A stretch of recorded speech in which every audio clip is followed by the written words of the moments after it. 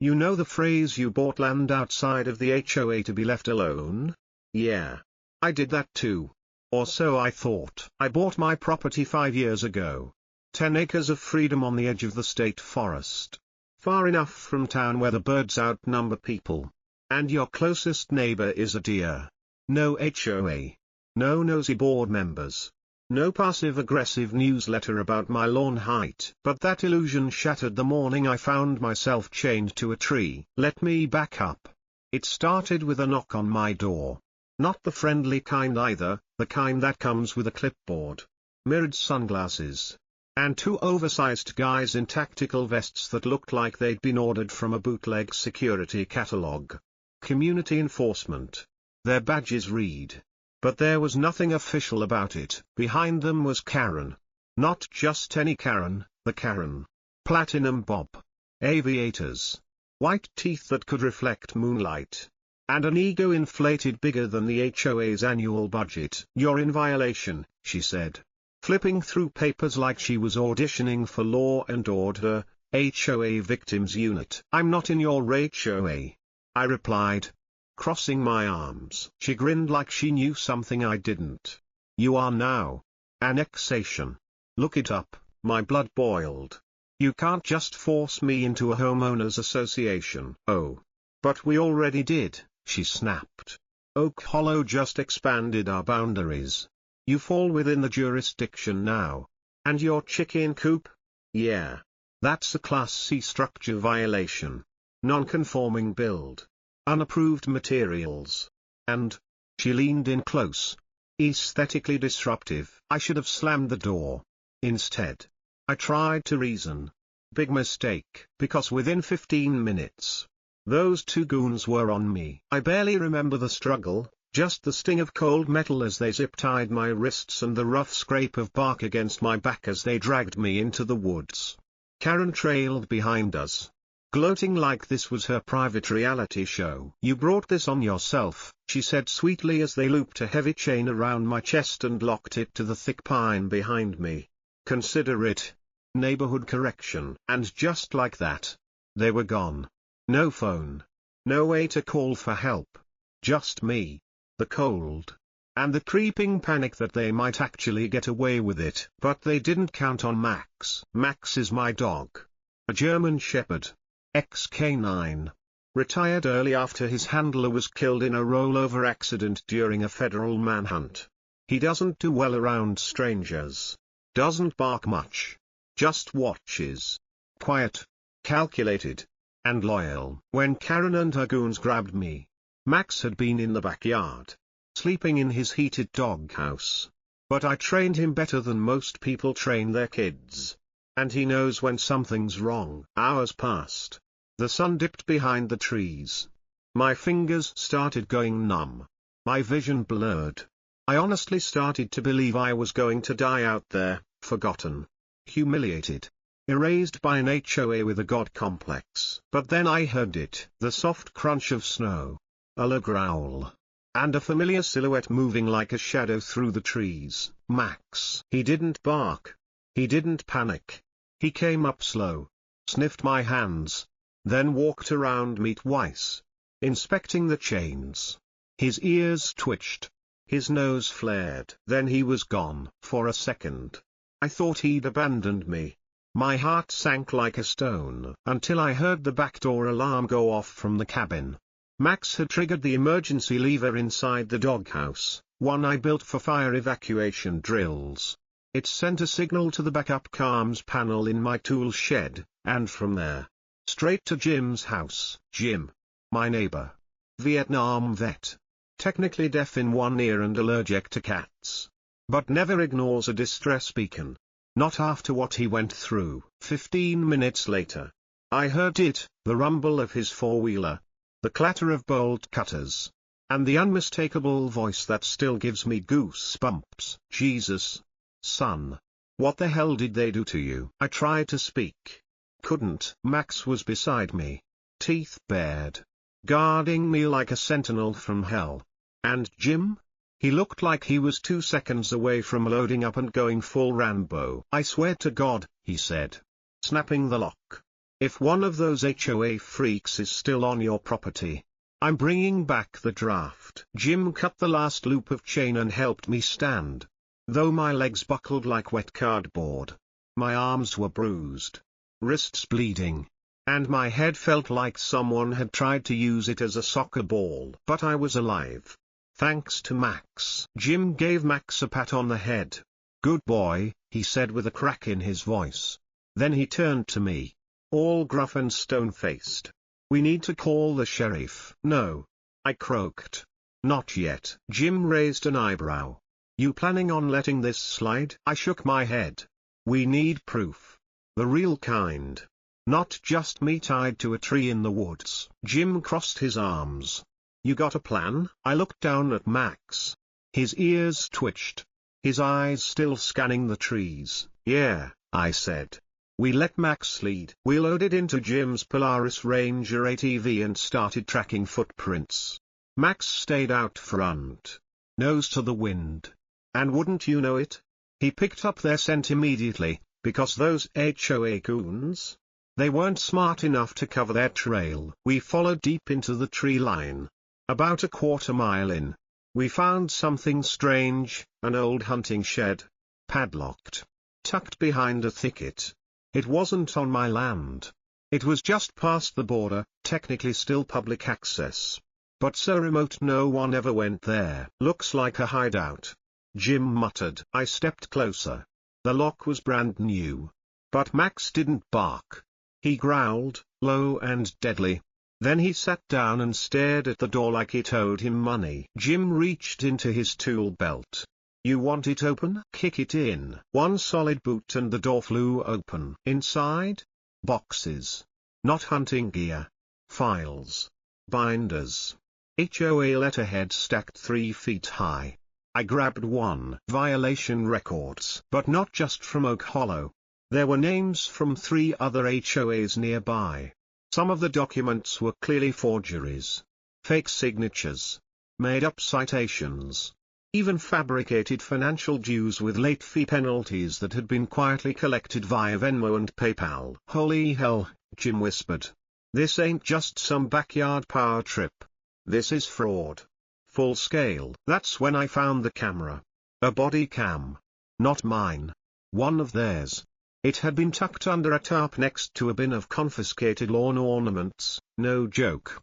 Lawn flamingos and gnomes. I pressed play. And there it was. Footage of Karen herself ordering the tie-up. She wasn't even trying to hide it. "I want him out of the way," she said on camera. Standing next to a guy with HOA tactical response stenciled on his vest. "Chain him to a tree. Make him think twice before challenging authority." Jim looked like he was about to throw the camcorder through the wall. "You get all that?" I asked. "Oh yeah," he growled. "We're gonna burn these bastards down. Legally. Of course." Back at the house, we uploaded everything. Backups. Encrypted cloud storage. We weren't taking any chances. Then we called Deputy Claire, one of the few law enforcement officers in the area who still believed in facts over favors. She pulled up 30 minutes later in an unmarked SUV, stepping out in jeans and a tactical vest. Her badge flashed as she walked toward us. "Jim. Max. And, what the hell happened to you?" she asked, seeing my bruised face. "Long story," I replied. "Short version? I got HOA napped." Claire didn't blink. Karen, I said, handing over the body cam footage. "And she's running more than just a rogue HOA. She's running a fraud ring." Claire took one look at the file, then nodded. "All right. I'll get a warrant ready by morning." Max barked once, short and satisfied. "Guess he approves," Claire said. But as she turned to leave, something in her expression changed. A flicker of worry. "You boys might want to keep your doors locked tonight," she warned. "Because if Karen knows you found that shed, she's gonna come looking for it." I finished. Jim smirked. "Let her." And Max? He just stood there in the snow, tail low, ears forward, waiting. That night, the wind howled across the ridge like it was warning us. The house was quiet. Too quiet. I sat in the living room, shotgun resting across my lap. Staring out the window at the tree line like it owed me rent. Jim was upstairs setting up motion sensors. Max was curled near the fireplace, not sleeping, not blinking, just watching. I kept replaying Claire's warning in my head. If Karen knows you found that shed, she's coming. And Karen? She doesn't knock twice. She kicks the door in. At 2:17 a.m. The first sensor tripped. A softing in the kitchen, followed by a low growl from Max. I stood slowly and whispered, "Showtime." Max bolted to the back door like a shadow. Jim met me at the staircase, holding his old service pistol. "Got eyes on two figures," he said, peeking through the upstairs window. "Black hoodies, ski masks. One of them's carrying a bolt cutter. Wanna bet that's HOA standard issue? They never come alone." I muttered. As if on cue, crash. A side window exploded in the guest bedroom. I ducked behind the wall as glass sprayed across the hallway. "They're breaching," Jim snapped. "I've got the hallway. You guard the garage," I said, racking the shotgun. Max didn't wait. He launched himself through the broken door into the night, disappearing into the dark like a missile with teeth. Outside, we could hear chaos erupting. Yelling, cursing, then a scream. Max had found his first intruder. I moved down the hall, keeping low. Just then, I saw a shadow slip through the busted window, one of Karen's goons. He was wearing fake tactical gear. The words HOA code enforcer duct taped to his chest like some sick joke. He didn't see me coming. I cracked him across the jaw with the butt of the shotgun before he could even raise his taser. He hit the floor with a grunt and didn't get back up. From outside, Max barked again, this time sharp and urgent. Then I heard Jim shout, "Garage! They're going for the files." That was the play. They weren't here to fight. They were here to destroy evidence. I ran outside barefoot in the snow, adrenaline blinding me to the cold, and found Max standing over one guy, pinning him down with one paw while the guy screamed about filing a complaint. "Yeah. Try that from the ER, pal." The garage lights flickered. Karen's crew had tripped the circuit. Inside, I saw a woman, short, stocky, hood up. But the stance? Unmistakable. Karen, holding a gas can. "Step away from the shed, Karen," I shouted. She turned slowly, her expression unbothered, like this was just another HOA meeting. "You brought this on yourself," she said. "You think anyone's going to believe a paranoid shut-in with a chicken coop and a criminal dog?" I aimed the shotgun. "You tied me to a tree, Karen." "Allegedly," she said, then actually had the nerve to wink. That's when Max came around the corner, muzzle wet, fur spiked from snow. He stood between us and growled deep, like thunder in his throat. Karen laughed. "Oh please. What's he gonna do? File a report?" She turned to toss the gas can. Too late. Max lunged, not to bite, but to intercept. He hit her mid-torso, knocking the can out of her hands. It flew through the air, bounced off the hood of Jim's truck, and landed harmlessly in the snow. Karen landed with a grunt, pinned by 90 pounds of righteous canine fury. She screamed, "Get him off me. I'll sue you for this." "Lady," Jim said, walking up and cocking his pistol, "you better hope jail has a petty tyrant wing." Clara and two deputies rolled in minutes later, lights flashing blue against the snow. They arrested 4 people that night, including Karen, still shrieking about bylaws as they put her in cuffs. The footage from the cameras? Priceless. That morning, I sat by the fire with Max curled beside me, one paw still twitching like he was dreaming about round 2. Jim poured me a coffee and said, "Well, I guess we're not getting our security deposit back." I laughed for the first time in days. But I knew it wasn't over. Not yet. Because Karen wasn't acting alone. And somewhere in that HOA file stack was a name we hadn't seen yet. Someone bigger. Someone who pulled strings behind the scenes. Someone who didn't get caught. The morning after the ambush, the snow had stopped falling, but the air still felt heavy, like the forest itself was holding its breath. Karen and her goons were behind bars, sure, But it didn't feel like a win. Not yet. Claire sat at my kitchen table, thumbing through the files we'd recovered from the hunting shed. She looked more exhausted than I'd ever seen her, eyes puffy. Badge tossed onto the table like a burden. "These violation records," she muttered. "They're not just fabricated. They're linked." I frowned. "Linked how?" She spun the laptop toward me. "Same formatting. Same document metadata. Whoever created these templates, did them all. Oak Hollow, Twin Pines, Millstone Grove. All different HOAs. But every fine notice was generated on the same software. Same user ID. I leaned in. "Who's the user?" She tapped the screen. "Username, mhowie_dept7. My blood ran cold. "Mark Howie?" I said. "Isn't he one of yours?" Claire nodded slowly, her lips tightening.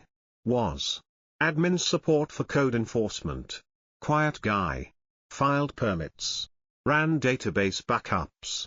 No one paid much attention." "Clearly," I muttered. She pulled out a separate folder. "This part is worse.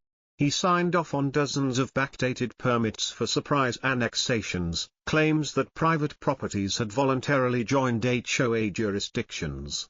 All fake. Including yours." "You're telling me this guy forged entire HOA expansions?" She looked at me grimly. "With official county stamps." I sat back in my chair, Max pressing his head into my knee like he sensed my tension. "Where is he now?" "Disappeared," Claire said. "Called in sick 2 days ago. Never came back." Jim appeared at the door with 2 mugs of coffee and a growl in his throat. "That the guy with the rat mustache and always smells like printer toner?" "Yeah," I said. "That guy." "Well," Jim muttered, "I say we find him. Before he finds you." That afternoon, Claire got a ping from one of the flagged IPs tied to the forged permits. A local login. Somewhere near the ridge cabins just outside Millstone Grove. We didn't wait. Claire geared up. I loaded the truck. Jim packed what he called a diplomatic toolkit, a revolver, rope, and duct tape. Max just stood by the tailgate, eyes locked on the road ahead. It took us 40 minutes to reach the cabin. It looked abandoned. Quiet. A single shed. Faded paint. Broken antenna. But Max stiffened the second we got out. "He's here," I said. "I know that look." Claire moved first. Weapon raised. On me. We crept along the side of the building. Max led. Body low. Nose twitching. Then, a metallic click. "Down," I yelled. A shotgun blast tore through the front door, ripping a hole the size of a volleyball in the porch rail. "Cover right," Claire shouted. Jim fired a warning shot toward the second window. Another blast echoed from inside. "He's dug in," I muttered. "This guy is not just a forger, he's ready for war." But then Max did what no one expected. He bolted. Not away, from the side. Around the shed. I heard the back door slam. Max had found a way in. More yelling. A thud. Then a scream. We rushed the front. Kicked the door in. There, on the floor, was Mark Howie, face down. Arms spread. Max's jaws wrapped gently but firmly around his forearm. Not biting. Just warning. "Don't move," I said coldly. Mark sobbed. "Please. I was just the middleman." Claire cuffed him and leaned close. "Then start talking." He didn't even need prompting. He cracked like a dropped egg. "It was Sheriff Dalton," he said. Time stopped. "What did you just say?" Claire asked. "He was behind it all. The expansions. The fake permits. Karen worked for him. I just filled in the paperwork." I clenched my fists. Dalton. The same sheriff who swore to protect this land. The one who ignored my original complaint about the HOA years ago. The one who gave me a commendation for community leadership last spring. Claire stood up straight. "We're going to need federal support," Jim muttered. "This goes deeper than zoning violations." I looked at Max. He stared back at me like he already knew. That night, I couldn't sleep. I stood on the porch, looking out into the woods. Everything I'd trusted, the system, the law, even old friends, was stained by greed. But one thing hadn't failed me. Max. I sat beside him on the steps, scratched behind his ears, whispered, "We're not done, buddy. Not until they all answer for this." And somewhere out in the dark, Dalton was waiting. They say betrayal cuts deepest when it comes from someone you trusted. Sheriff Dalton had once been a mentor, a friend. He was the kind of man who shook your hand and looked you in the eye. He gave speeches on community integrity and handed out awards like Halloween candy. And now we knew the truth. He built a fake HOA empire. A shadow network of weaponized fines, illegal land grabs, and fake annexations, all masked behind khakis and a badge. He tried to bury me, literally. But thanks to Max, I wasn't 6 feet under. I was standing. And I was coming for him. Claire wasted no time. She brought in the state investigators that same week. But Dalton had vanished. No calls. No patrol logs. No trace. His cruiser was gone. His home cleared out like he'd been planning this exit for months. Except for one mistake. He left the radio beacon on one of the fake HOA patrol frequencies. That frequency pinged off a relay tower near Black Rock, deep in the reserve. Off-grid. No patrol roads. No cameras. Just wilderness. "That's where he is," I said, slamming my fist on the table. "Same spot he dumped me. Same arrogance." Jim loaded up the truck. "We go in tonight. No more waiting for court dates." Claire handed me a warrant. "If he's there, this gives us the right to bring him in. But we do this clean. No cowboy stuff." I nodded. But my eyes were already on Max. He was sitting by the door, tail still, body tense. He knew it was time. The drive out to Black Rock was silent. The only sound the crunch of tires over frozen dirt.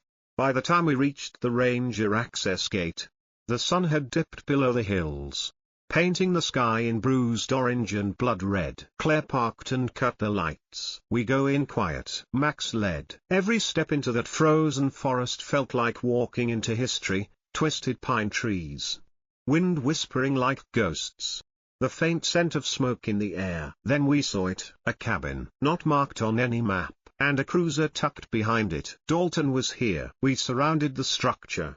Claire on the right, Jim with the rear exit. I crept to the front door with Max at my side. His ears perked, muscles coiled. I knocked once. No answer. Then, through the cracked curtain, I saw him sitting in the dark, drinking from a metal cup, like he was waiting. I kicked the door in. Dalton didn't flinch. "You found me," he said calmly, setting the cup down. "Guess I didn't train you well enough." "You trained me to trust the law," I snapped. "You just didn't follow it." Dalton stood slowly, still in uniform, still wearing the badge. "Look around you. This land's been forgotten. You think the county gives a damn about zoning violations or boundary lines? I built something that worked." "You built a cartel," I growled. "I built order." He shot back. "People feared the HOA.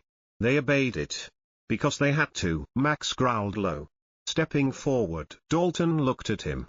"Still got the dog? Huh? Should have put him down." "Wrong words." Max barked once, sharp, deafening, and lunged. Dalton moved fast, pulled a taser from his belt, fired. Max yelped as the prongs hit, but didn't stop. He tackled Dalton to the floor in a blur of fur and rage. I rushed forward and ripped the taser from Dalton's hand. "Get off me," he shouted.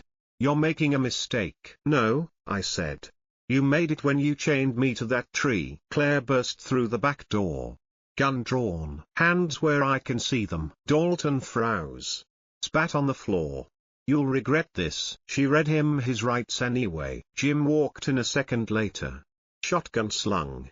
"This what HOA leadership looks like now?" Back at the station, the news broke within the hour. Sheriff arrested in widespread HOA fraud scandal. Over a dozen fake officers. Hundreds of fake citations. 3 neighborhoods completely under fraudulent jurisdiction. Dalton was finished. Karen and her goons rolled. And the fake HOAs? dissolved by court order. The judge called it a suburban abuse of power unmatched in modern history. But that's not what stayed with me. What stayed with me was Max. Through it all, blood, snow, betrayal, he never left my side. Weeks later, I stood at the same tree they'd chained me to. Only this time, it had a plaque at its base: Max, loyalty never breaks. The state awarded him the Medal of Valor. Claire got promoted. Jim finally replaced his front gate. And me? I joined the Canine Search and Rescue Task Force. Max is my partner. Not just because he saved me, but because he taught me what real loyalty looks like. Some people wear badges. Others hide behind HOA rules. But Max earned his.